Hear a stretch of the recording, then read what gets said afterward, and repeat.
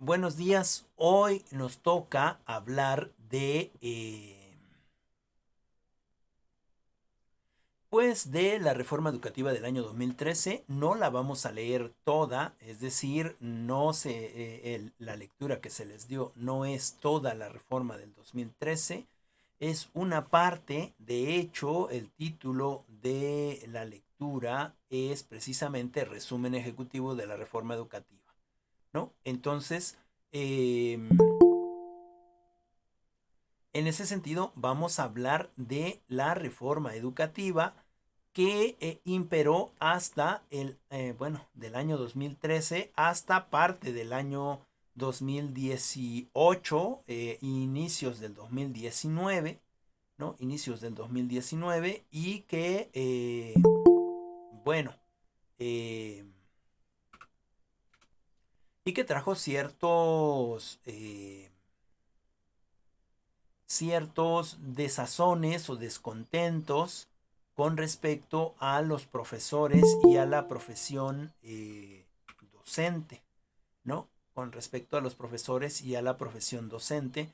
Entonces, bueno, yo espero que hayan podido, bueno, seguramente conocen a algún profesor o alguna profesora y espero que hayan podido perdón, entrevistarlo o entrevistarla, cuando menos por teléfono o por audios, ¿no? Para saber más o menos cuáles son las ideas que ellos tienen o que ellos tuvieron con respecto a esa reforma, ¿no? Es importante que nosotros veamos su perspectiva porque, digamos, no era una de las mejores reformas en el sentido de la dignidad del ser docente, ¿no? En esa reforma, ustedes no tendrían la oportunidad de dar clases, ¿no? Pero ¿por qué, profesor, si estoy estudiando la universidad en pedagogía? Sí, pero me refiero a que dar clases en este sentido de estar seguros con este trabajo docente, ¿no? Económicamente hablando. Es decir, para que ustedes pudieran entrar a esta eh, profesión docente a nivel profesional, tendrían primero que hacer un examen, ¿no? Y ese examen no aseguraba de ninguna manera que a ti te dieran plaza, ¿no? Lo que aseguraba es que te dieran un espacio donde trabajar, pero como no tienes plaza, pues entonces te dan un contrato. Y entonces ese contrato se va renovando cada 6 meses y entonces, en consecuencia, no podrías tener aguinaldo, sino podrías tener las prestaciones que tiene una persona que tiene plaza, ¿no? Eh, y algunas otras cosas. Es decir, si tú ya eres profesor, esta evaluación punitiva te la hacían cada año, ¿no? Y eventualmente, si tú no estabas al corriente de todo lo que ellos te ponían, que no tenía en ningún caso que ver con lo pedagógico, sino más bien con lo laboral, entonces te demeritaban, ¿no? Es decir, todo tu trabajo de estudiar en una licenciatura se iba al caño precisamente ¿por qué? Pues porque no pasaste un examen de corte laboral, ¿no? En ese sentido, bueno, sí sería importante que,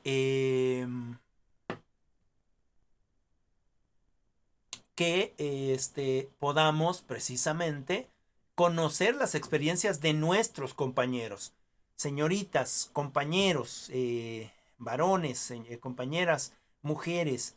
Ya debemos de tomarnos el papel de educadoras, ¿no? De educadoras o de educadores, de profesor o de profesoras, y necesitamos entonces sacar toda la experiencia posible de las personas que están ahí todavía en nuestros contextos, ¿no? Y que permiten que nosotros podamos aprender de ellos.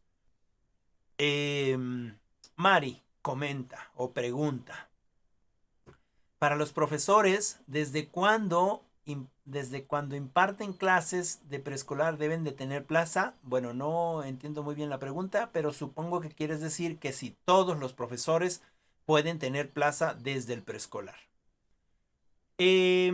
Sí, todos aplicamos por una plaza desde el nivel más básico, y el nivel más básico es preescolar, ¿no? En ese sentido, yo voy y aplico para ese nivel si es que quiero dar clases en preescolar, ¿no?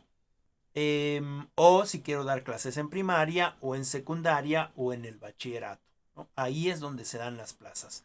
También existen otras plazas, por ejemplo, en las universidades, pero esas no las da el gobierno, o no del todo las da el gobierno, sino que las instituciones donde están, pues válgase la redundancia, estas escuelas, ¿no? En ese sentido, todos tenemos el derecho de obtener una plaza. Claro, sí se puede hacer una evaluación para participar a la obtención de una clase, a una plaza, perdón, y esa evaluación, la única diferencia con la otra es que te pregunta realmente problemas o cuestiones educativas, ¿no? Nada de lo laboral. Eso, lo laboral, los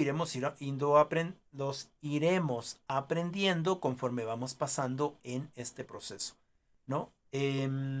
Y entonces ya no es una evaluación punitiva, sino es una evaluación específicamente para saber qué tanto conocimiento llevo y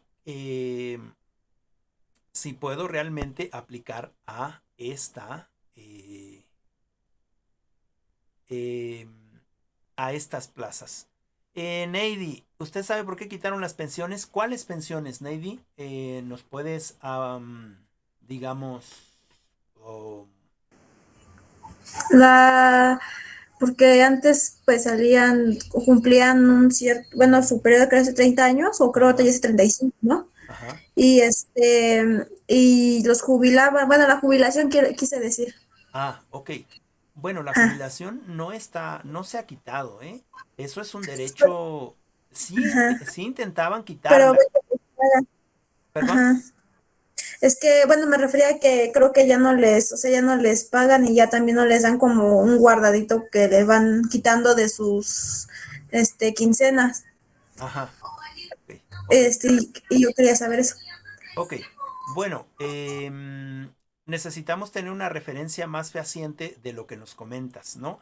Porque no pueden quitar eso. Sí intentaron quitarlo con respecto a digamos, a la reforma educativa del 2013. Lo que querían era matar, aniquilar el cuerpo docente, ¿no? Y buscaron formas terribles de hacerlo, bajo o amparados bajo la ley, ¿no? No quiere decir que estaba bien, pero estaban amparados bajo la ley, entonces podían hacer lo que quisieran.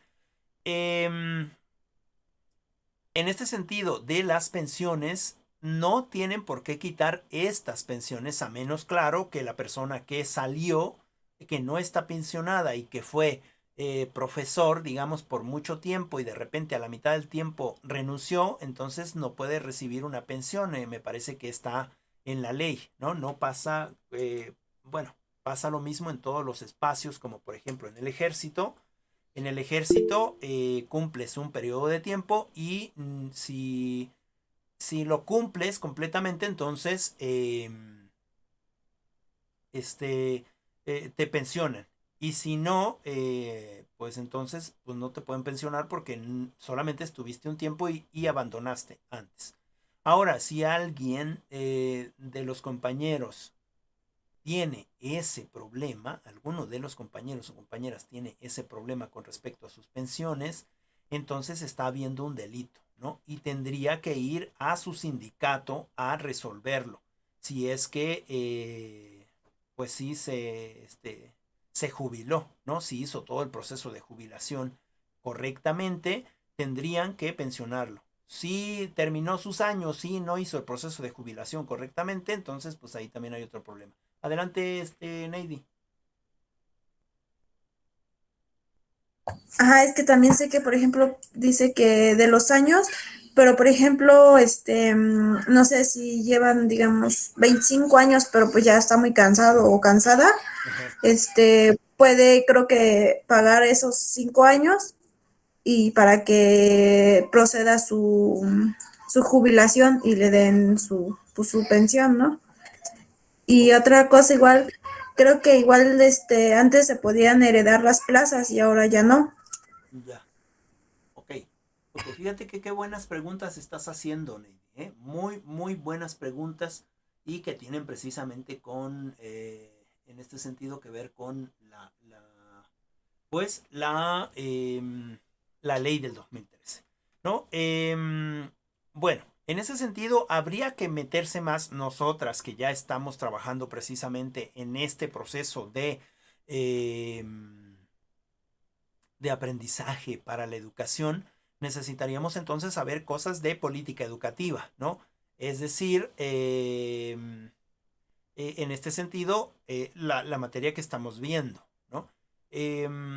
Y en consecuencia necesitaríamos, necesitaríamos saber la Ley Federal de Educación, ¿no? Es decir, busquemos por ahí en la internet la Ley Federal de Educación y leámosla para que tengamos bases también de cómo defendernos en un futuro. Ahora, contestando tu pregunta. Que una persona ya está muy cansada, tiene 25 años y trabajando, supongo, ¿no? Tiene 25 años trabajando y, y que puede pagar, ¿no? Yo no sé realmente si eso se puede hacer. Yo creo que está fuera de la ley, ¿no? No puede pagar para que alguien termine, bueno, para que alguien termine su periodo. Él tendría que terminar su periodo. En caso contrario, en caso contrario, eh, el sindicato, el sindicato de los trabajadores de la educación, ¿no? Sea cual sea o cual fuere al que perteneciere, eh, necesita ponerle su situación, ni modo que su sindicato no sepa cuánto ha trabajado y qué edad tiene, ¿no? Y en ese sentido se pueden llegar a acuerdos, ¿no? Desde el sindicato con la Secretaría de Educación. No lo puedes hacer tú solo, tienes que pedir apoyo al sindicato, ¿no? Y en ese sentido, no es que tenga que pagar para que le den su pensión, sino tendríamos o se tendría que evaluar si efectivamente el compañero o la compañera ya no está en la facultad o en la capacidad de seguir dando clases, ¿no? Y en consecuencia, si ya dejó parte de su vida en la educación, pues entonces tendría forzosamente eh, pues que ser pensionada, ¿no? No hay de otra, no se puede de otra manera. Eso es de acuerdo a la ley. Claro, si estamos hablando de que a alguien le quitaron su pensión, ¿no? Porque no tuvo el conocimiento para defenderla, eso es otra cosa. Porque recuerden que todavía dentro de las instituciones, aún en estos tiempos, existe mucha corrupción, ¿no? Y esas cosas sí se dan. Por eso es que hay que saber muy bien digamos, cómo defenderse, ¿no? Es decir, puede ser que los mismos compañeros de tu institución o los mismos compañeros de tu región no les caes bien y entonces te empiezan a molestar y te empiezan pues a echar, digamos, o a tomar de menos, etcétera, etcétera, ¿no? Sin embargo, si tienes el conocimiento, pues bueno, no van a poder hacerte ningún daño. Por eso es importante, como dice Neidy, que saber de política educativa para tener la base de cómo defendernos en el futuro, ¿no? Es importante que nosotras, que estamos aquí ahora preparándonos, sepamos qué es lo que ha pasado, ¿no? Y cómo defendernos. Por eso es que yo les insto a hablar con nuestros compañeros más grandes, ¿no? Es decir, ¿de quién vamos a aprender mejor que de nuestros compañeros más grandes, de los que están trabajando o de los que ya están pensionados? En ese sentido, tendría que ser así. ¿Me repites la otra pregunta, Neidy? Se me fue ahorita. No. Sí, profe, bueno, que yo sabía antes que se podían heredar las Oh, plazas, sí, es cierto. decir, por ejemplo, Ajá, y ahorita creo ya eso ya lo quitaron. Ok, sí. Bueno, heredar plazas siempre ha sido algo fuera de la ley. Nunca ha estado permitido, ¿no? Es decir, siempre va en contra de la ley, ¿no? Pero o se heredaban plazas o se vendían las plazas, ¿no? Es decir, Neidy, yo te vendo mi plaza, dame 200,000 pesos y ya te quedas con mi plaza. Yo voy, te firmo y tú te quedas con mi plaza. Y tú dices, gana tanto, yo creo que en un año ya pagué su deuda. Es decir, ya recuperé y el siguiente, de ahí para el real, yo ya estoy ganando, ¿no? Es decir, era un negocio redondito, ¿no? Yo, que ya estoy anciano, ¿no? Quiero sacarle jugo a mi plaza porque en vez de que me la recoja la SEP, yo busco a alguien que me la compre y entonces digo que la pasé, ¿no? O digo que la heredé. O la otra, yo soy el dueño de la plaza y a mi hijo se la quiero dejar, ¿no? Entonces se la dejo, se la heredo, él va a trabajar en la escuela, pero él no tiene esa vocación de dar clases como yo la tenía, ¿no? Entonces se genera otro problema. Eso siempre ha sido por fuera del margen de la ley, ¿no? No ha sido correcto. Y bueno, lo que pasa ahora es que se están tomando las cosas como conforme a la ley. Ahora, también seamos conscientes, hay leyes que no están del todo correctas y el gobierno mismo está trabajando para que esas leyes se corrijan, ¿no? Se corrijan. Por ejemplo, esto de comprar las plazas no es correcto, no es correcto, ¿no? Porque quizás yo compro la plaza y me voy de docente, pero en realidad no quiero ser docente. Yo quería hacer otra cosa, pero como en docente me la voy a pachanguear, ¿no? Voy a hacer mis planeaciones a la y se va, voy a intentar dar las clases a la y se va, es decir, es una rutina que voy a tener, me voy a acostumbrar, no es lo que me gusta hacer, pero seguramente me acostumbro, ¿no? Y en ese sentido, entonces, se genera un problema. Y en el caso de los papás que son docentes o los tíos o algún familiar cercano que es docente, y hereda su plaza, por lo general siempre te va a pedir que estudies una licenciatura en educación, ¿no? O sea, el docente que realmente amó su profesión va a decir, ok, yo te voy a heredar mi plaza, vamos a hacer el cambio, yo ya me voy eh, a jubilar y quiero que mi plaza se te quede, pero yo me jubilo en 4 años, así que tienes 4 años para prepararte, para que yo te deje mi plaza ya con este entendido de que tú vas a estar estudiando pues para lo mismo, para que cuando menos tengas esa idea de cómo es la educación, ¿no? Entonces, en ese sentido, estas preguntas que me haces, ¿no? Claro que se sigue haciendo, Neidy. También, seamos honestos, hay estructuras o espacios de poder en los que todavía tienen eso, precisamente, mucho poder, tienen mucho poder y pues precisamente están pues vendiendo plazas, ¿no? Están vendiendo plazas, están vendiendo esos espacios que finalmente pues no podemos decir que esto ya se acabó, ¿no? Sabemos que todavía sigue ese cochinero dentro de la política, ¿no? Es decir, permítanme,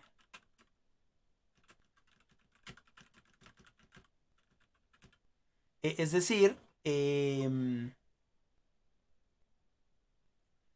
que todavía se siguen haciendo cosas que no se deberían de hacer, ¿no? Pero al menos en todos los espacios se está intentando buscar esas estrategias para hacer las cosas de manera correcta. Entonces, bueno, no sé, espero haberte contestado todo. Ok, ¿Alguien más tiene alguna pregunta? ¿Tiene algún... Sí, profe, gracias. no hay de qué, Neidy. ¿Tiene algún comentario? ¿No? ¿Todo bien? Ok. Bueno. No, profe. Ok, muchas gracias, Mari. Bueno, entonces, empezaríamos de forma rápida. Lo que nos toca trabajar hoy, que es la sesión 3, Reforma Educativa del año 2013. Y,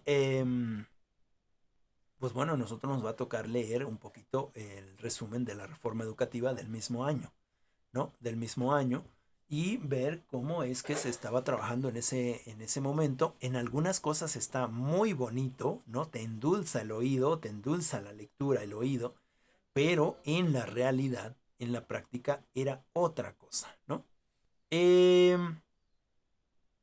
Por ejemplo, dice en este resumen, dice que esta reforma es una reforma constitucional, ¿no? Es decir, que es una reforma constitucional en este sentido de materia educativa. Es decir, que dota o va a dar al sistema educativo nacional todos aquellos elementos que van a impulsar, que van a mejorar y que van a fortalecer la equidad, ¿no? Que también asegura las obligaciones del Estado y que este debe de garantizar precisamente la calidad de la educación pública obligatoria. Qué bonito se oye, ¿no? Es decir, es que esta reforma también nos estamos metiendo nosotros, nos estamos poniendo nosotros también ahí, el Estado. Es decir, estas políticas educativas también las estamos tomando en cuenta en nosotros y entonces de nosotros depende que la educación sea mejor, ¿no? Es decir, muy bonito se escucha. Dice el establecimiento del Sistema Nacional de Evaluación. Y para eso, para que nosotros podamos llevar de mejor manera la educación en nuestro país, porque como política educativa nacional, ¿no? Necesitamos que haya una calidad en la educación y nosotros creemos que para que exista la calidad en la educación, necesitamos forzosamente buscar una manera de evaluar para saber en qué vamos mal, ¿no? Y en ese sentido, lo que vamos a hacer es precisamente establecer el Sistema Nacional de Evaluación Educativa, ¿no? Y eso me va a permitir a mí, como gobierno educativo, denme un segundo. Moy, ¿me traes agua?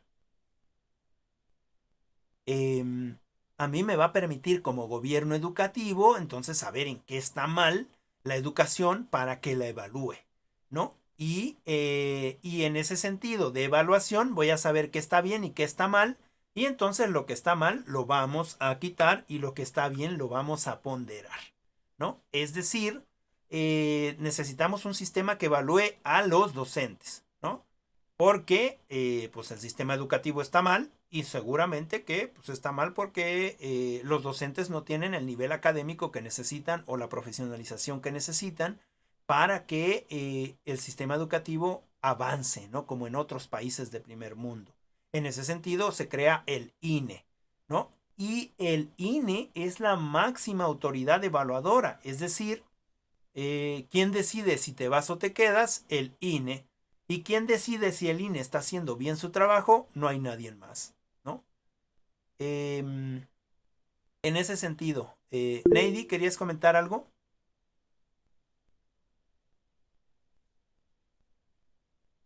Ok. Bueno. Sí, profe. Ajá. Solo quería comentar que, como nos mencionó que necesitamos un sistema que evalúe a los profesores, creo que hay como que les hacen unos exámenes y que si los pasan, pues bien, o ya si no, no sé, creo que los cambian de lugar o no sé, pero aparte de eso, igual el sistema educativo igual está como lo podría decir, pues un tanto erróneo, porque es que solo evalúa, o sea, no evalúa como tal que el alumno sí aprende realmente. Y a veces pues, los profesores no pueden hacer nada porque pues eso es lo que tienen, ese es su trabajo, bueno, lo que tienen que hacer porque si no de otra manera pues los pueden correr. Entonces ahí depende ya más como de más arriba que es el sistema educativo que de los profesores. Algunos sí les quieren echar ganas, ¿no? Y así quieren, pero no se pueden salir de lo que viene De la norma, digamos. porque pues, les llama la atención el director o el supervisor. Ok, ok. Fíjense que buenos comentarios de Neidy en el sentido de que, Sí, profe, es todo. ok, que en este sentido el INE precisamente era lo que era el que evaluaba, ¿no? Y que tenía que llevar la norma, es decir, nos alejaba un poquito de nuestro fin último, que es precisamente la educación, para meternos entonces en este otro fin del INE, que era precisamente el mundo laboral, ¿no? Que a nosotros no nos interesa en lo más mínimo más que para defender nuestros derechos laborales. Pero de ahí nuestra actividad principal o nuestro fin último es el compartir el conocimiento de una mejor manera. En ese sentido, es cierto, era punitivo,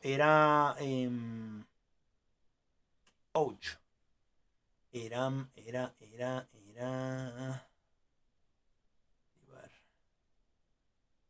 desactivar, vamos a ver. Ok, no sé si me escucho, ¿me escuchan? ¿Sí me escuchan? Sí, profe. Ok, se me fue por un momento la señal, creo que ya me llegó, pero en ese sentido era punitiva este tipo de evaluación. Les decía, estaba precisamente el INE como máximo órgano evaluador, es decir, como máxima autoridad evaluadora, ¿no? Y arriba de él no había nadie que evaluara a él. Es decir, ok, el alumno es evaluado por el profesor es evaluado por el director por el supervisor por el jefe de sector por la SEP o digamos, el secretario de Educación Estatal. El secretario de Educación Estatal, a su vez, por el secretario de Educación Federal y dentro de ese mismo rango está el INE, ¿no? Es decir, no había nadie más por encima de ellos. ¿Quién te evalúa a los evaluadores? En ese sentido es algo punitivo, ¿no? Y en ese sentido, lo que decía Neidy, los profesores, aunque quieran hacer otras cosas, pues son obligados precisamente a hacer lo que está explícitamente, porque si no pierden su trabajo. Ahora, en este sentido de que les hacen una evaluación, pero esta evaluación no es de ninguna manera educativa o pedagógica, sino que es, digamos, laboral, si no pasabas el examen, te daban una segunda oportunidad para pasar el examen. ¿Sale? Si no pasabas en esa segunda oportunidad ese examen, te daban una tercera y si no, te bajaban como administrador, ¿no? Es decir, no importaba tanto ya tu licenciatura. Ahora, se estaba viendo a esto como un proceso de mejora de la educación, pero en realidad estaban atacando algo que no iba a mejorar la educación. La analogía es la siguiente. Imaginémonos que vamos en un autobús o en una combi toda mal, ¿no? Toda mal, está muy mal la combi, es decir, apenas avanza, va echando humo, de repente se descompone, etcétera, etcétera, etcétera. Y nosotros entonces le decimos al chofer, ¿no? No te vamos a pagar, ¿no? Porque no manejas bien. No estás bien, no, tú no nos puedes llevar a la hora que nosotros queremos, así que no te vamos a pagar, ¿no? Entonces, en ese sentido, estamos evaluando al chofer ¿no? Cuando el problema no es el chofer, es el camión, ¿no es cierto? En ese sentido, estamos evaluando a los profesores cuando, es cierto, hay profesores que están ahí con plazas heredadas o con plazas compradas que no quieren estar ahí, y esos profesores sí tendrían que ser evaluados pedagógicamente o en su trabajo día a día frente al salón de clases, y si no tiene las habilidades cognitivas o las habilidades pedagógicas para realizar el trabajo, no debería de seguir estando echando o no debería de seguir echando a perder a las nuevas generaciones, ¿no? Es decir, que se dedique a otra cosa, ¿no es cierto? En ese sentido está bien, ¿no? Y se tiene que ver primeramente el contenido o el espacio donde vamos, es decir, la educación en sí. En ese sentido, necesitamos visualizar primeramente qué pasa con lo educativo y ya después entonces ver en qué podemos profesionalizar a los docentes.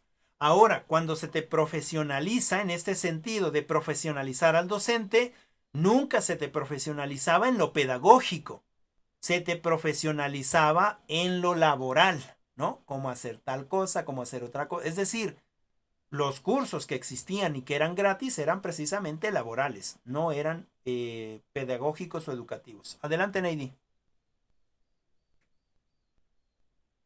Ya, nada más para agregar de lo que comentábamos hace rato sobre el sistema educativo, que esta educación, bueno, con la que antes se notaba más, era una educación que oprimía y que rompía con nuestra iniciativa, también donde limitaba nuestras potencialidades y frena el desarrollo de nuestra creatividad. Pero eso es con el fin o por la cuestión de que la mayoría de los sistemas educativos de masas se crearon hace relativamente poco, más o menos en los siglos XVIII y XIX, y se diseñaron para responder a los intereses económicos de aquellos tiempos, marcados por la revolución industrial en Europa y Norteamérica. Y el sistema educativo no nos enseñaba a no pensar, Uh que -huh. era la mejor manera de generar autómatas en masa que no se rebelen y sean productivos para el gobierno, o mejor dicho, para los ricos. Por supuesto. Es todo. Muchas gracias. Por supuesto, todo esto que dices todavía sigue siendo en la educación, ¿no? Es decir, ¿cómo tengo gente obediente pero que sea capaz de hacer cosas, que técnicamente sea, eh, pueda hacer las cosas, pueda resolver cosas? Es decir, que yo tenga gente todavía en los 80s, en los 90s, que yo tenga gente que pueda estar en las fábricas y que le pague yo un sueldo de miseria, ¿no? Eh, y que se conforme con estar viendo una novela en las tardes o se conforme con el partido de fútbol que ni siquiera juega él, sino que lo ve en la televisión, ¿no? Y que se emborrache. Y ese es un espacio donde se nos ha metido, porque precisamente la educación en su momento, y sigue siendo así en algunos otros espacios, si es que nosotros no nos movemos, nos sacudimos y decimos, a ver, yo no quiero ser el peón de nadie, ¿no? Yo no quiero saber hacer las cosas técnicamente. Quiero también pensar, quiero también reflexionar, quiero argumentar, quiero subvertir, ¿no? La educación, subvertir la política, subvertir. Es decir, todavía se sigue haciendo así. Porque fíjense ahora, están terminando las campañas políticas y ¿qué es lo que dicen? ¿No? ¿Qué es lo que hacen? Todos te hablan a la antigua usanza, ¿no es cierto? Como estaban acostumbrados a ganar, comprando votos, amenazando a otros, es decir, nos volvieron autómatas, ¿no? Porque pues, seguramente él es el que tiene más dinero, es el que tiene más poder y es el que ha de saber más, ¿no? En ese sentido, se quería reforzar eso con esta reforma educativa. Y si no, como les vuelvo a decir, pregunten a nuestros compañeros, a los que están atrás de nosotros, qué es lo que teníamos que hacer, ¿no? A nosotros nos pasó hace todavía 2, 3 años en el bachillerato que no podíamos dar clases a los muchachos. ¿Por qué? Porque teníamos que buscar o hacer cosas que nos pedían de urgente para ese momento dentro del bachillerato. La escuela ya no era divertida, porque tú ibas a la escuela a hacer cosas que necesitaba el nivel. Y los muchachos que son lo importante. Y los jóvenes que necesitan aprendizaje, ¿no? Y mi relación de profesor con los jóvenes, pues mejor que estudien en casa como ahora, ¿no es cierto? Es decir, se les deja algún trabajo ahí que tengan que leer, que tengan que hacer, pero como estudiantes de bachillerato, no tenemos el mismo nivel de desempeño, ¿no? El mismo nivel de independencia que ahora nosotros o nosotras tenemos precisamente siendo universitarios, o que es lo que pretendemos alcanzar. Yo, universitario, escucho al profesor, escucho a la profesora, respeto su forma de pensar, respeto su forma de actuar, de dar clases, pero no estoy de acuerdo quizás con él o con ella. Ah, no se lo puedo decir, pero yo ya sé que no estoy de acuerdo con él o con ella, ¿no? Y entonces en su momento yo voy a implementar, me voy a apropiar de mi propia conciencia, de mi propio pensamiento, de mi propia forma de ver la vida, ¿no? Y entonces trataré de implementarla lo mejor posible. Es decir, darnos esta libertad del conocimiento. ¿Por qué nosotros tenemos que obligar a los niños a aprender cosas que quizás no quieren aprender en ese momento? Ah, porque si no van a perder un año. Bueno, ¿y qué pasa si pierden un año? No, pues que se van a atrasar con respecto a sus compañeros. Ajá, ¿y qué pasa si se atrasan conforme a o con respecto a sus compañeros? No, pues es que no van a alcanzar el éxito. Bueno, ¿y cómo saben si sus hijos no son exitosos ya? ¿No? Es que para que tengan dinero y se puedan mantener y que sean felices. ¿Y quién les dijo que tener dinero es ser felices? Es decir, fíjense cómo se nos ponen ciertas trabas, se nos ponen ciertos espacios, se nos ponen ciertas lentes oscuros, digamos, que nos tapan los ojos para que nosotros seamos precisamente lo que dicen ahí, de autómatas, ¿no? Y en ese sentido, con esta reforma educativa, lo que se trataba es precisamente de eso, ¿no? Voy a leer un poquito el texto para que vayamos viendo que hay cosas que se oyen muy bien y hay otras cosas que no tanto. Dice, ¿cuáles son los objetivos de la reforma educativa? 1. Responder a la exigencia social para fortalecer la educación pública, laica y gratuita. Parece correcto, ¿no? Responder a la exigencia social. ¿Cuál es la exigencia social? La exigencia social desde el punto de vista de esta reforma educativa era precisamente generar a jóvenes capaces para que pudieran generar también riqueza al país. Es decir, se oye bonito, pues ¿cuál es el problema de que generen jóvenes capaces? Sí, capaces técnicamente, ¿no? No me interesa tener una Yotzinapan, no me interesa tener jóvenes que están estudiando una licenciatura en educación normal, ¿no? Que están preparados y listos para ir a dar clases a sus escuelas en sus comunidades, que me hagan una revuelta social porque tienen este pensamiento, porque ya se apropiaron, porque ya exigen, porque ya critican, porque se organizan. No me interesa tener eso, por eso hay que matarlos, ¿no es cierto? Es decir, me interesa responder a una exigencia social. Esa exigencia social es tener una mejor calidad de vida, entre comillas, ¿no? Desde el punto de vista técnico, ¿no? Es decir, ok, tú trabaja, no te preocupes, trabaja. Necesitamos gente que tenga experiencia, que trabaje. Muchas felicidades. Coppel, por ejemplo, ¿no? Les pagan una miseria a los compañeros de Coppel. Ah, pero los ponen en un cuadrito que dice, el empleado del mes, ¿no? Ah, porque hizo todos sus trabajos, entregó bien todas sus cuentas, se tuvo que esforzar más y con ese esfuerzo no hubo más paga.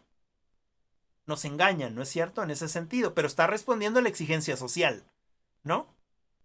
Esas son las gentes que necesitamos en el país, o al menos eso se pensaba de hace 2 años para atrás, ¿no? Esas son las gentes que necesitamos, que trabajen duro, arduamente, que no se quejen y que crean que con 84 pesos como pago por el salario mínimo está correcto, ¿no? No pasa lo mismo ahora. Ahora se intenta que haya este despertar político, este despertar educativo, este despertar económico, este despertar social en salud. Fíjense, un ejemplo es que en esta pandemia, todo el proceso de pandemia estuvieron informando. En la pandemia del 2000 y tantos, cuando la influenza, no informaron. Lo dejaron así, no fue tan fuerte por fortuna, ¿no? Como esta vez. Pero ahora a estos que informan, dicen, no, están diciendo puras mentiras. Es decir, necesitamos gente que responda a la exigencia social. No necesitamos gente consciente, no necesitamos gente pensante, no necesitamos gente que nos haga una revolución de ideas, no necesitamos gente que nos venga a quitar la lana, ¿no? Es decir, ¿por qué ahora tanto los partidos de derecha están tan descontentos con este nuevo gobierno? Pues porque ya no tienen los privilegios que tenían antes. Y siguen engañando a la gente, ¿no? Hay mucha gente que sigue engañada. Va a depender de nosotros como individuos, como gente pensante, con este sentido de responder a las exigencias sociales del país, pero también con este sentido de ser críticos, de ser reflexivos, de ser subversivos, de ser pensantes, de tener una visión diferente de cambio del mundo. ¿Yo por qué, siendo mujer, no tengo la oportunidad de estudiar? Porque soy mujer. Y porque si me enamoro, a lo mejor me embarazo y ya, eché a perder mi vida. ¿Por qué? ¿Quién dice eso? ¿Cuántas mujeres han tenido hijos y siguen estudiando? ¿No? Es decir, no quedarme precisamente en ese pensamiento de solamente ser algo técnico, de solamente ser un objeto, de solamente ser another brick in the wall, ¿no? De solo ser otro ladrillo en la pared. Yo no quiero ser solamente un ladrillo que sostenga una pared. Yo quiero ser parte de la pared completa. Es decir, yo quiero participar y compartir conocimientos, etcétera, etcétera, ¿no? En ese sentido, esto que se oye muy bonito, hay que verlo más allá. Luego dice, asegurar una mayor equidad en el acceso a una educación de calidad, ¿no? Ok, ¿qué significa equidad? Pues equidad significa que todos tengamos las mismas oportunidades, ¿no es cierto? Es decir, tener todas las mismas oportunidades es poner desayunos calientes. Es una manera de verlo, ¿no? Pero aunque haya desayunos calientes, va a haber algunos muchachitos que se van a llevar su torta, ¿no? Que se van a llevar su dinero, que se van a... No, es decir, no estamos en esta misma equidad, ¿no? Un ejemplo, Mari y Claudia van a la misma escuela, pero Claudia no tiene el mismo nivel económico que Mari, ¿no? Y entonces Mari tiene que entrar a los digamos, Mari se lleva su torta, se lleva sus jugos, puede comprar, ¿no? Y Claudia, pues ella apenas se lleva los 5 pesos que te piden para entrar al desayuno, ¿no? El desayuno caliente, al desayuno frío. ¿Hay equidad ahí? No hay equidad. Pero si yo ya haciendo esta investigación, ¿no? Y digo, bueno, es que yo creo que todos deben de estudiar y hay que ser equitativos. Y no importa, ya sé que Mari sí tiene las posibilidades, sus papás sí tienen el dinero para apoyarla en la primaria y Claudia no, pero no importa, yo les voy a dar a ambas esta beca para que se ayuden en la escuela. Eso es equidad, ¿no? Es decir, ya no tengo la necesidad de los desayunos calientes, los desayunos fríos, porque también puedo comprar. Ahora, también en este otro sentido, de la alimentación sana, ¿no? Es decir, que de verdad haya equidad en el acceso a la educación, que no importa si una persona es de la sierra y habla otro idioma, habla mije, habla tarahumara, habla náhuatl, totonaco, maya, triqui, ¿no?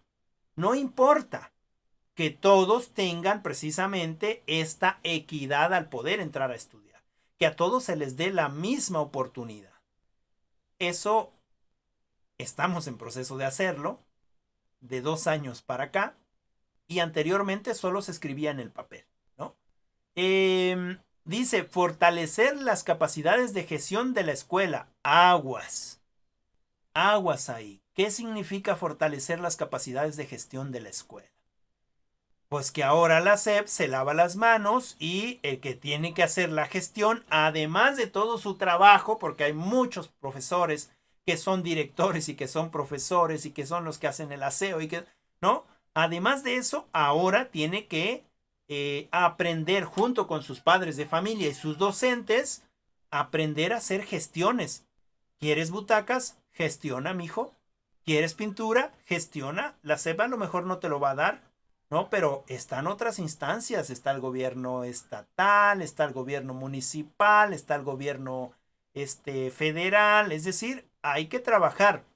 Ok. Y entonces, mis niños, ¿cuándo les doy clases y me las paso gestionando? ¿Cuándo? ¿No? Por eso es que en este sentido de la política educativa, pues ellos son los que deberían de estar viendo qué es lo que necesitan las partes de abajo, ¿no? Y entonces gestionar, ellos les toca gestionar. Nosotros nos toca proponer la saneación de nuestros problemas. Ahora, dice el siguiente, establecer un servicio profesional docente con reglas que respeten los derechos laborales de los maestros. Derechos laborales, ¿no? Es decir, en ese sentido, yo te voy a educar para que tú aprendas qué cosa es lo que debes de hacer con respecto a poder proteger tu trabajo, ¿no? Oye, y lo educativo, eso no es importante, lo importante es que tú puedas proteger tu trabajo, ¿no? Y si no sabes, pues pierdes tu trabajo. Decía Neidy, bueno, pues hay que seguir las cosas porque yo estudié para ser docente. ¿Y si me corren de la escuela? ¿Qué voy a hacer después? Ahora, bueno, que hubiéramos tenido sueldos competentes, quizás ya hubiera puesto un negocio, ya hubiera puesto algo, y entonces no me preocuparía. Pero eso es lo que a muchos docentes les preocupaba, ¿no? Perder su plaza. Tanto trabajo les ha costado, tanto trabajo la han trabajado, válgase la redundancia, con tanto empeño la han trabajado, ¿no? ¿Para qué? Para que venga alguien, el INE, y te diga, ¿sabes qué? Tú no sirves. ¿No sirvo con qué? ¿Con respecto a qué? Pues no sirves para dar clases. ¿Y a ti quién te faculta para dar clases? No, pues es que yo soy licenciado en Derecho y según las leyes laborales, pues sí, eres licenciado en Derecho, pero no eres licenciado en Educación. ¿Tienes maestría en Educación? No, pero yo soy del INE y yo se hace lo que yo digo. Ah, bueno, esa es otra cosa, ¿no? Es decir, ahora el INE ya desapareció. El INE no existe más, ¿no? Esa institución no existe porque era una institución punitiva. Recuerden que estamos hablando del año 2013 y estamos en el 2021. Sería importante entonces ver qué cosa estamos haciendo ahora en el 2021, ¿no? Pero eso nos toca a nosotros investigar, ¿no? Cómo estamos trabajando ahora dentro de las escuelas con respecto a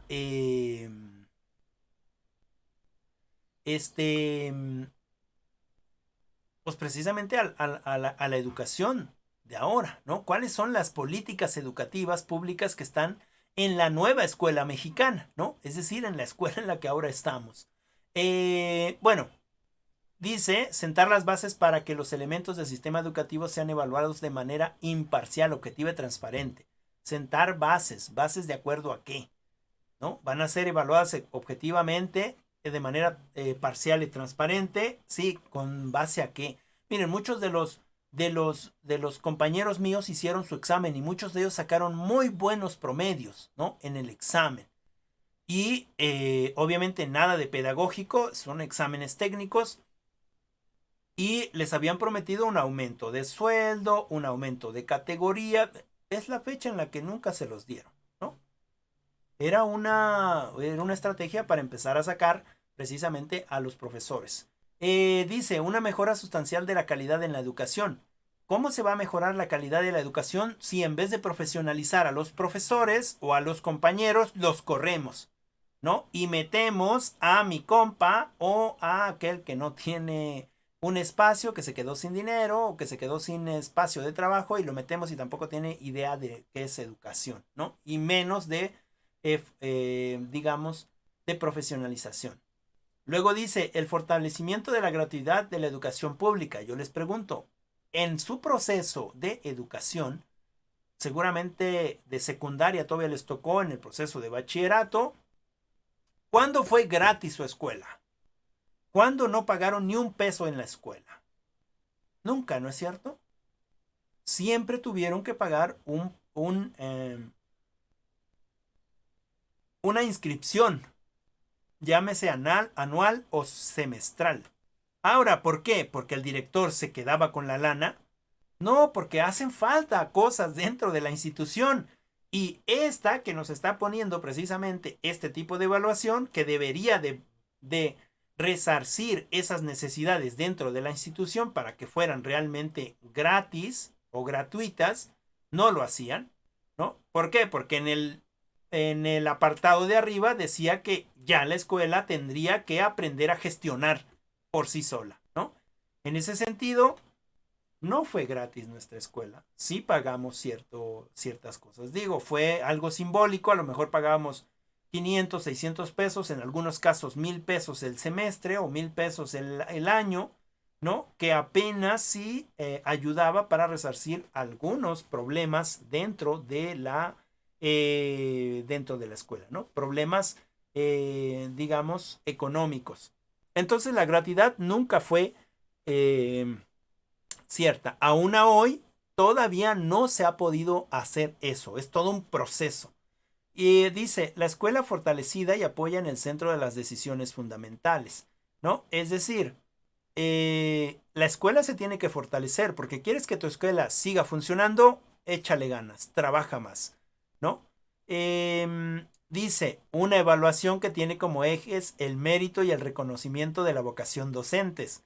Es decir, la evaluación o esta parte de evaluar, ¿no? Era con la justificación de que si tú eras muy buen profesor o muy buena profesora, te iban a reconocer y reconocer económicamente. Bueno, ya les digo, mis compañeros que pasaron su examen hace 3 años, hace 4 años, siguen esperando su reconocimiento, su gratificación. No la van a obtener, ¿no? ¿Por qué? Porque era precisamente para ir quitando a aquella gente que ocupaba más espacio en la educación. En el pensamiento de esta institución, ¿no? Es decir, yo necesito crear más escuelas privadas porque las escuelas privadas me dan más dinero, ¿no? Y las escuelas públicas me quitan dinero, ¿no? Entonces hay que quitar la mayor parte de escuelas públicas, hay que hacerlas privadas. De todas maneras, el que quiere estudiar va a estudiar, va a buscar la manera de hacerlo. Pero bueno, nosotros que estamos en estos contextos de marginalidad, ¿creen que vamos a poder estudiar en una escuela privada? Si nos cuesta estudiar en una escuela pública, ¿no es cierto? No porque no tengamos la capacidad, sino porque el país no daba en esos momentos para digamos, el dinero necesario para seguir estudiando, ¿no es cierto? Es decir, no es como lo habían puesto en esta ley. Dice, una educación inclusiva que esté al alcance de todos, ¿no? ¿Y cómo va a estar al alcance de todos si corro al profesor que quiere ir a dar clases pues a la sierra, ¿no? Y que su nivel de conocimientos tiene que ver con lo que está en la sierra, ¿no? Tiene que ver con lo que los muchachos hablan, con lo que los muchachos saben. ¿Por qué? Porque está dando clases ahí y tiene que estar en ese contexto, ¿no? Y claro que no puede salir a profesionalizarse ¿Por qué? Pues porque tendría que viajar 2 o 3 horas, pagar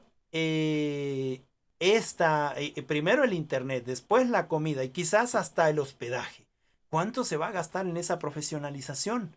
¿No? Ah, pero la profesionalización es gratis, ¿no? Es decir, no se buscó que todos pudiéramos entrar en ese aspecto educativo, ¿no? Y en consecuencia, pues ese es el maestro el que no va a poder pasar. ¿Por qué? Porque no tiene los recursos y puede ser muy bueno, ha generado buenos alumnos en su contexto, ¿no? Es más, habla la lengua, ¿no? Dentro del contexto, pero como no pasó un examen burocrático, laboral, no sirves para dar clases, compañero. Ni modo, búscate otro trabajito, ¿no? Es decir, es abusiva esta reforma laboral. Y luego dice el buen uso de los recursos públicos. Bueno, quién sabe para quién era el buen uso, ¿no? Quizás el buen uso de los recursos públicos es precisamente irse de playa, irse a la playa los jefes, ¿no? Lo cual ahora ya no pasa, ¿no es cierto? Es decir, los recursos públicos se entregan específicamente de la federación a los padres de familia. En este sentido, de la escuela es nuestra, ¿no? ¿Por qué tengo que andar dando los recursos a una persona y después esa otra y esa otra? Cuando llega a la escuela o a la comunidad, ya llega una miseria, ¿no es cierto? No, pero es que nosotros, los gobiernos anteriores, dábamos millones de pesos para una escuela. Pues sí, pero en esos millones de pesos a la escuela le llegaban 100,000 pesos, 80,000 pesos, 40,000 pesos, ¿no? No le llegaban esos millones de pesos que dicen, todo se quedaba en el camino, ¿no? Ahora los recursos se bajan de esa manera. Las gentes, los espacios de escolares, hay comités de padres de familia y ellos saben. ¿Quién otros van a saber qué es lo que necesita la escuela? Pues ellos saben cuál es la necesidad de la escuela. Hacen su proyecto de cómo quieren trabajar y se baja el dinero, ¿no? Se les da en la mano a ellos. Total, 150,000 pesos, dice el presidente. A ver, si son 50 niños o más, se les da 150,000 pesos. Si son de 100 niños o más, se les da otra cantidad. Y así sucesivamente, ¿no? Y eso no lo toca el director, eso lo aplican los padres, ¿no? Y entonces las cosas funcionan de mejor manera. Es decir, los apoyos, por ejemplo, ¿no? En este sentido de los apoyos de becas. Había niños becados que nunca les llegó la beca, ni siquiera sabían que tenían beca, ¿no es cierto? Y ahora, es más, hasta uno le da uno envidia de verdad, ¿no? Como a nosotros nunca nos pasó eso, pero ahora si el niño, la niña, al menos en el bachillerato, el no va a cobrar, ¿no? No va a hacer su cobro y no tiene credencial, vienen por uno o por dos hasta la comunidad a entregarles en sus manos el dinero, ¿no? Es decir, para eso es el recurso. Pero ¿para qué les dan a los muchachos? Pues si no lo usan como debe de ser. Pues sí, pero ahí estamos nosotros, ¿no es cierto? Estamos nosotras. Es decir, los profesores son los que debemos de encauzar ese dinero para lo que es, ¿no? Yo les decía, bueno, en su momento, cuando estuvimos en clase hace más de un año ya en el bachillerato, teníamos un proyecto de lectura, ¿no? Y yo les decía, ahora vamos a comprar libros porque necesitamos empezar a leer, ¿no? En libros pequeños, necesitamos empezar a leer, ¿no? Libros cortos. Y me van a dar cada uno de ustedes 200 pesos, ¿no? Ah, y por favor, coméntenles a sus papás que me van a dar a mí 200 pesos para ir a comprar libros, ¿no es cierto? Y entonces, ellos decían, no, pero profe, es que no tenemos dinero. Pues si ya les pagaron, y fue tanto lo que les pagaron. ¿A dónde está ese dinero? De ese dinero me agarran 200 pesos. Ni siquiera les estoy cobrando mi viaje hasta Puebla para ir a traer los libros al Fondo de Cultura Económica, ¿no? Y íbamos. o iba yo por esos libros y se los traía yo a estas señoritas, se los traía yo a estos jóvenes, ¿no? Un padre me dijo, que usted les anda pidiendo libros a los muchachos. ¿Sí? Sí, yo les he pedido. Si quisieran leer, los muchachos estarían ahí leyendo en la biblioteca. Lo sé que no les gusta leer, pero aquí tienen que leer, porque a eso vengo, ¿no? Y son 200 pesos, no les estoy pidiendo los 2.500, solo 200 pesos. Se les enseñaba guitarra, ¿no? Necesito su guitarra. Es que mi guitarra cuesta 800 pesos. ¿Y cuál es el problema? No, pues es que no tengo esos 800 pesos. Pero te dieron 2.500. No me digas que ya te los gastaste. Compra tu guitarra de 800 pesos y todavía te queda una buena cantidad para gastarla en la que tú quieras, ¿no? Porque el dinero que te están dando es precisamente para que lo inviertas en la educativa. Así que no me vengas a decir que no tienes lápiz, que no tienes sacapunta, que no tienes libretas, que no tienes lapiceros, porque para eso te están dando el dinero, ¿no? No para otra cosa, para eso, para estudiar.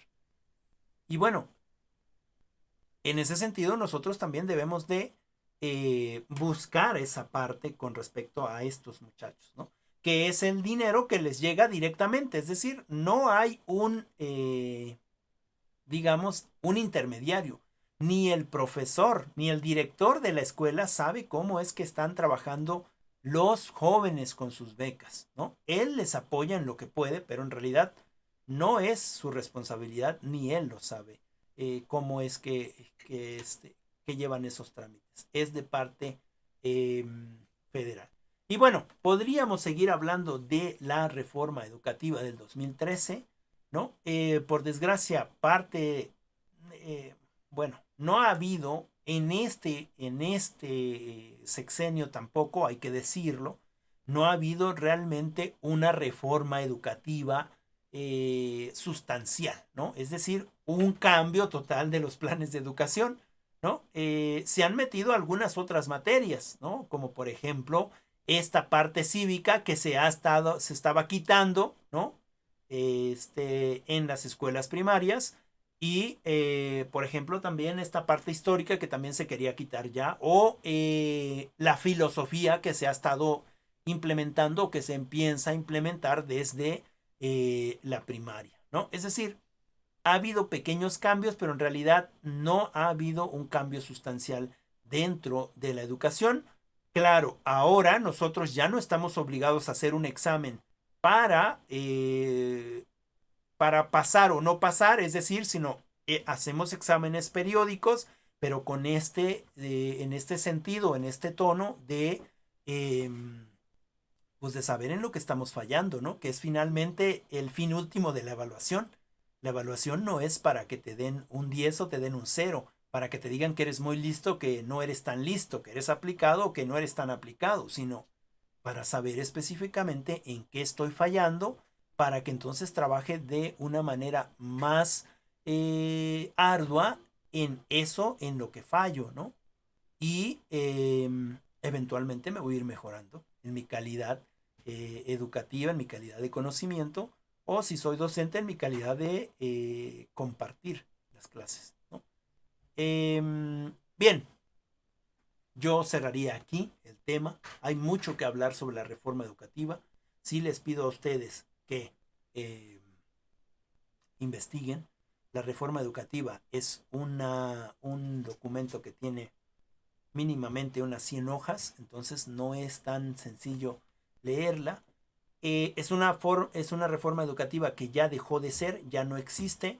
El INE ya no existe en nuestro país, ¿no? Es decir, esa institución dejó de ser funcional, ¿no? Y nosotros ya no nos regimos ni debemos de tener miedo de que te vayas a quedar sin empleo.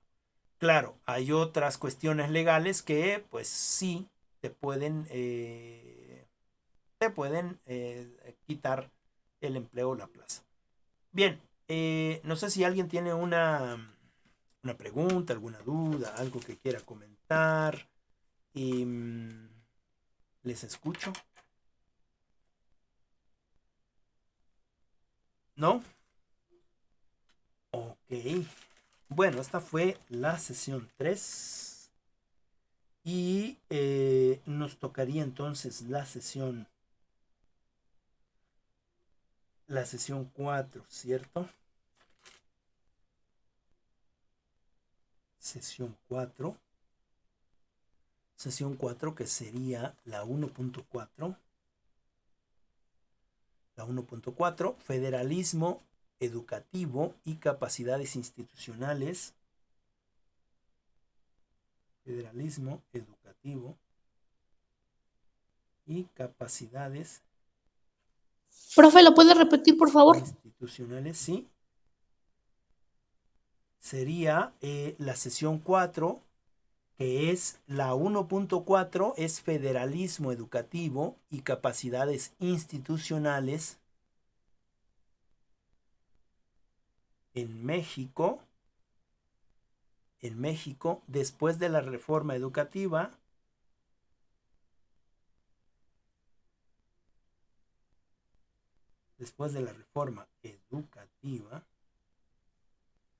de 2013. Lo repito de nuevo. Sesión 4, federalismo educativo y capacidades institucionales en México después de la reforma educativa del 2013.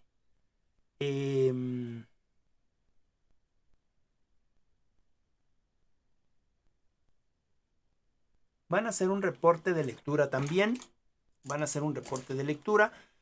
Miren, una acotación, por favor. Recuerden, estamos viendo una reforma que ya no existe más, ¿sale? No nos quedemos con esta información.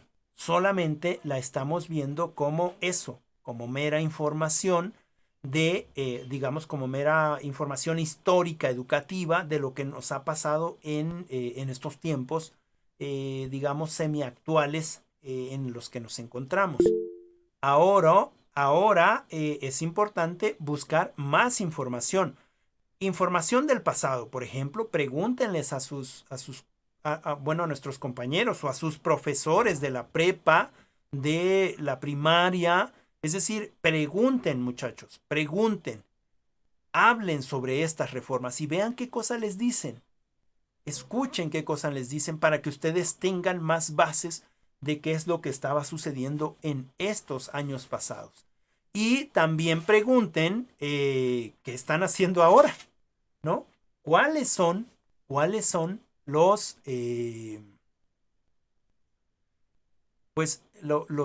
las nuevas metodologías de enseñanza? ¿Cómo es que ahora estamos nosotros? ¿Qué posibilidades tenemos ahora yo como docente, yo como que me estoy formando?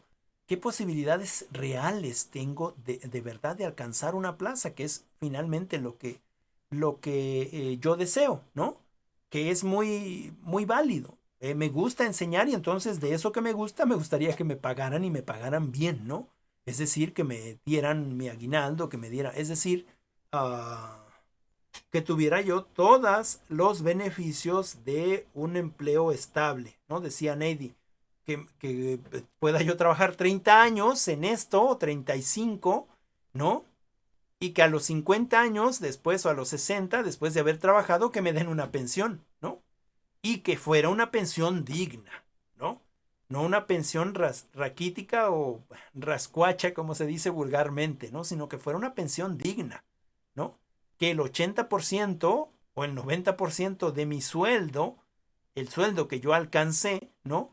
En ese periodo de trabajo, que ese, en vez del 100%, que me dieran el 80% del sueldo que yo ganaba, ¿no? No que me den un 20% para medio ir viviendo, sino que me den una pensión digna. Actualmente se ha estado trabajando, y esto no es educativo, pero es, digo, no es en el sentido educativo, pero es en el sentido de educarnos. Actualmente la presidencia de la República ha estado haciendo acuerdos con los empresarios para que no les den solamente el 20% de la pensión de lo que ganaban, sino que les den ahora, me parece que han logrado al 65%, ¿no? Ya es más de la mitad. Eso es muy importante. Imagínense que ganaban al final, cuando se se jubilaron, ya ganaban 10,000 pesos por decir algo. Ah, bueno, pues de esos 10,000 pesos, el 65% serían 6,500, ¿no? Y tú te puedes dedicar entonces a otras actividades y usando ese pequeño dinero que ya te lo ganaste, ¿no? Que ya es tuyo, ¿no? Como por ejemplo la pensión que se les da a los adultos mayores. Pero es que nunca trabajaron en una fábrica, es que nunca aportaron para nuestro país, es que nunca esto, es que nunca, pero ya trabajaron ellos, ¿no? A lo mejor nunca trabajaron en una fábrica, a lo mejor nunca, pero trabajaron, ¿no? Dice Neidy, creo que les dan el 50%. Bueno, el 50% ya es mayor. Creo que yo había visto, no estoy muy certero, ojalá y me puedan corregir, pero creo que había visto que habían logrado ya el 65% de la pensión. Y entonces es importante. Adelante, Neidy. Ah, sí, profe, es ahorita de que tocó el tema de para que te paguen mejor, no sé, a mí me gustaría saber o si pudiera orientarnos o orientarme en esta parte de cómo obtener más horas para que obviamente te paguen mejor. Bueno, es que depende entonces en qué quieras trabajar. Por ejemplo, si vas a trabajar en primaria, ahí no hay por horas, ahí te dan pues todas las horas, te dan el 100% de horas, es decir, 30 horas día, semana, mes.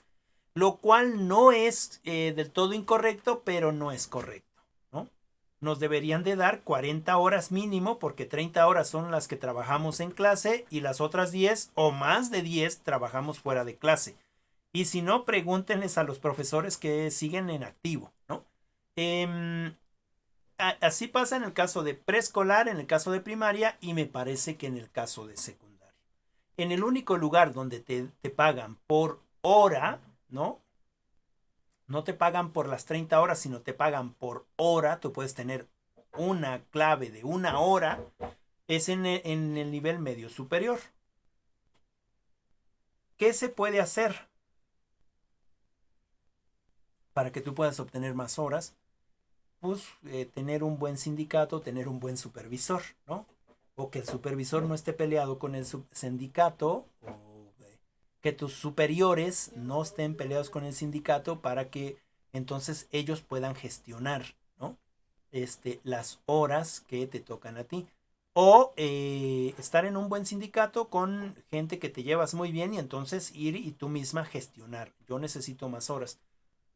Bueno, en realidad el proceso es el siguiente, las horas se piden, ¿no?